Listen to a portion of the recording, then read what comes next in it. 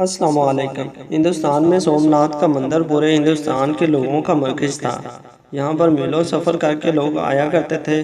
یہاں پر سونے کے بنے ہوئے بت اور مورتیاں بھی نصب ہوئی تھیں، اور اس مندر کی خاص بات مورتی کا ایک خاص جادو تھا، جس کی وجہ سے بڑے بڑے لوگ اس کی طرف متوجہ ہوتے تھے کہ سکھ اور عیسائی بھی اپنا مذہب بدل لیا کرتے تھے، اور سومناتھ کا مندر دیکھ کر لوگ ہندو مت کو قبول کر لیتے، وہ خواہ اپنے مذہب پر کتنے ہی پکی ہوں۔ منظر کو دیکھ کر سجدے میں گر پڑتے۔ اس کے اندر اتنا بڑا کرشمہ اور غیر فطری نشان تھا کہ انسان حیران رہ جاتا۔ اس میں ایک ایسا بڑا بت تھا جو بغیر کسی سہارے کے ہوا میں متحرک تھا، پورے کا پورا چھت کے ساتھ لگا ہوا تھا اور زمین پر نہ پڑتا تھا، ایک عجیب و غریب کیفیت کے ساتھ ہوا میں لٹکا رہتا تھا۔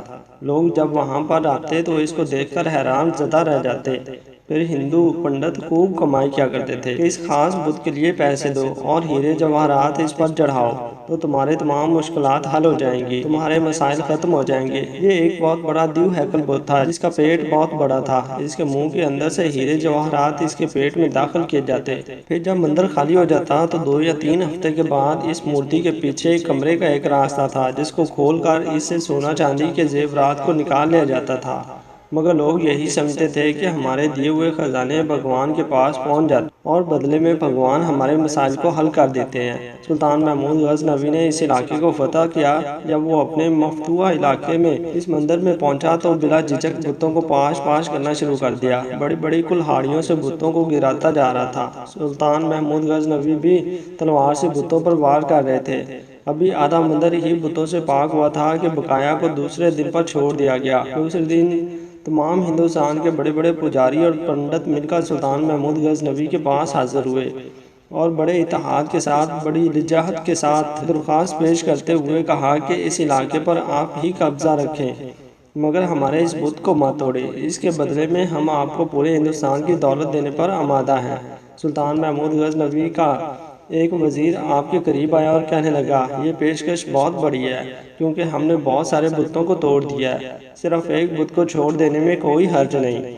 آپ اس پر ضرور غور کیجئے، کیونکہ جو مال و دولت آپ کو ملے گا اس سے ہمارے دین اسلام کی حکومت بہت آسانی سے مستحکم ہو جائے گی۔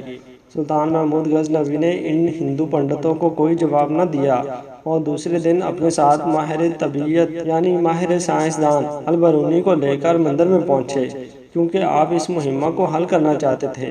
جب آپ وہاں تشریف لے گئے تو بت کو چاروں طرف سے گھوم کر دیکھا، کوئی پتری چیز یا کوئی بھاری چیز یا کوئی معمولی سا سہارا بھی نظر نہ آیا جس پر بت کو ٹھہرایا گیا ہو، جس کے ذریعے سے بت کو ہوا میں منتقل کیا گیا ہو۔ سلطان بہت حیران ہوئے اور البرونی کو ذمہ دیا کہ آپ اس کا معائنہ کریں اور اس کی وجہ ڈھونڈیں کہ اس بت کو ہوا میں کس طرح ٹھہرایا گیا ہے۔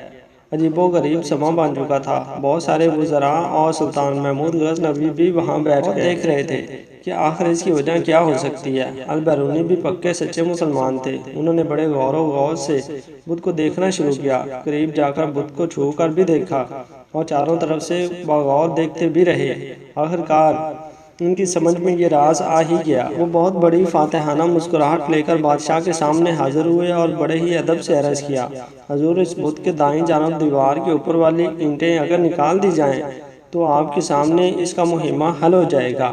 سلطان، جو کافی دیر سے تحقیق کرتے ہوئے دیکھ رہا تھا، وہ گہری سوچ میں پڑ گیا اور اپنے ایک وزیر کو حکم دیا کہ جن اینٹوں کی طرف البرونی نے اشارہ کیا ہے وہ فوراً نکال دی جائیں۔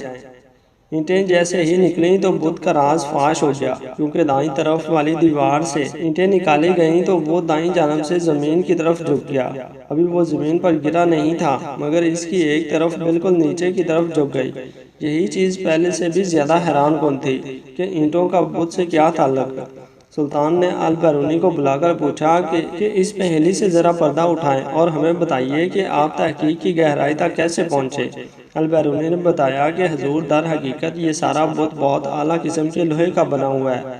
یہ ایسا بت ہے جو مقناطیس کی طرف خوب کھینچتا ہے، پھر اس کے وزن کے عین مطابق مقناطیسوں کو دیوار کی اینٹوں کے اندر خوب باندھ دیا گیا ہے، یعنی اینٹوں کے اندر مٹی کے بجائے مقناطیس رکھ دیا گیا ہے۔ یہ مقناطیس بھی اتنے اعلیٰ درجے کے ہیں کہ یہ پوری طرح سے اس مورتی کو اپنی طرف کھینچ رہے ہیں، اور اتنی زور سے کھینچ رہے ہیں کہ یہ اپنی جگہ سے حرکت بھی نہیں کرتے، بلکہ انہوں نے بتلایا کہ اس مندر کے اندر ہوا کی آمد و رفت بھی اس طریقے سے ترتیب دی گئی ہے کہ وہ بت کو اوپر کی طرف اٹھائے رکھتی ہے۔ اس تحقیق سے معلوم ہو گیا کہ وہ کون سی تکنیک تھی جس کے ذریعے سے جادو دکھا کر ہندوستان کے ہزاروں لوگوں کو گمراہ کیا گیا اور ان کو باطل کی گہرائیوں میں ڈال دیا گیا۔ سلطان محمود غزنوی نے اس بت کو توڑ دینے کا حکم اور بڑے بڑے طاقتور سپاہیوں کا ذمہ لگایا کہ وہ اپنی پوری طاقت کے ساتھ اس بت کو ٹکڑے ٹکڑے کر دے، حتیٰ کہ اس کا نام و نشان بھی ختم ہو جائے۔